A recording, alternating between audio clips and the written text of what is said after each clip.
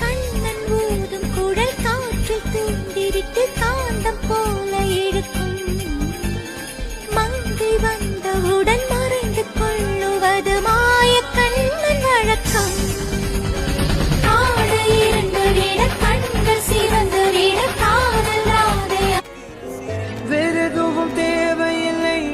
மட்டும் போதும் கண்ணில் வைத்து காத்திருப்பேன் என்னவனாலும் உன்னெதிரில் நான் இருக்கும் ஒவ்வொரு நாளும் உச்சி முதல் பாதம் வரை வீசுது வாசம் தினமும்.